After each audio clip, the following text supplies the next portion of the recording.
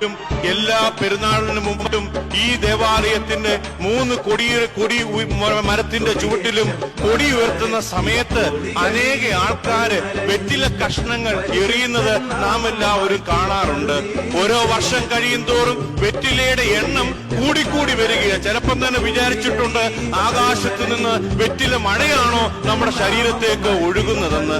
അതിന്റെ കാരണം കഴിഞ്ഞ ഇടയ്ക്ക് ഒരു മനുഷ്യൻ എന്നോട് പറഞ്ഞത് മറ്റൊന്നുമല്ല, പരിശുദ്ധനായ പരമല കൊച്ചു തിരുമേനി ഏറ്റവും അവസാനമായിട്ട് ഒരു കർമ്മം തന്റെ പൗരോഹിത്യ ശുശ്രൂഷയെ നിർവഹിച്ചത് എന്റെ സ്വന്തം ഇടവകയായ എരുതോട് വീപുരം പള്ളിയിൽ വന്നാണ് അവസാനമായിട്ട് ഒരു വിവാഹ ശുശ്രൂഷ നടത്തുന്നത്.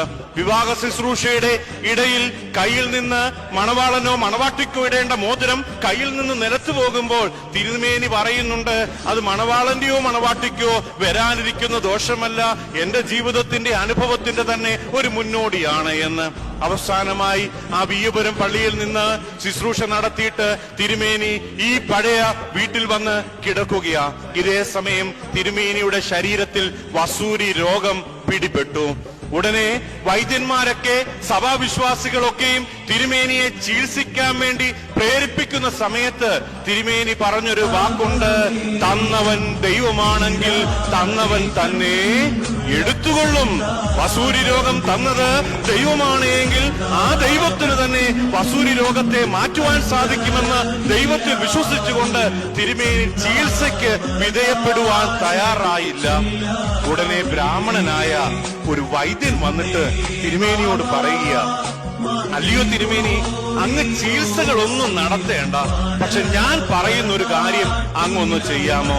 മറ്റൊന്നുമല്ല, അങ്ങയുടെ കിടക്കയുടെ മുകളിലായി വെറ്റില ഇലകൾ നിരത്തി വച്ചിട്ട് അതിന്റെ മുകളിൽ അങ്ങൊന്ന് കിടന്നുറങ്ങിയാൽ വിശ്രമിച്ചാൽ മാത്രം മതി. ആ വാക്ക് തിരുമേനി കേൾക്കുകയും വസൂരി രോഗം പിടിപെട്ടിരിക്കുന്ന തിരുമേനി കിടക്കയുടെ മുകളിൽ വെറ്റില ഇലകൾ നിരത്തി വച്ച് കിടന്നുറങ്ങിയതിന്റെ ഫലമായി തിരുമേനിയുടെ ശരീരത്തിൽ നിന്ന് വസൂരി രോഗം സാവധാനം മങ്ങി ആ രോഗത്തിൽ നിന്ന് വിടുതൽ ലഭിച്ചു. അതിന്റെ ഓർമ്മയ്ക്കായിട്ടാണ് ആ ഒരു ഇലയ്ക്ക് തിരുമേനിക്ക് സൗഖ്യം നൽകാൻ സാധിച്ചുവെങ്കിൽ ഇന്ന് എന്റെ പ്രാർത്ഥന, നിങ്ങളുടെ പ്രാർത്ഥന നേർച്ചയായിട്ട് തിരുമേനിയുടെ ജീവിതത്തിന് അനുഗ്രഹമായി തീരുവാനായിട്ടാണ് വെറ്റില കഷ്ണങ്ങൾ ഓരോ പെരുന്നാളിനും കൊടിയുയർത്തുമ്പോൾ ജനങ്ങൾ ആകാശത്തിൽ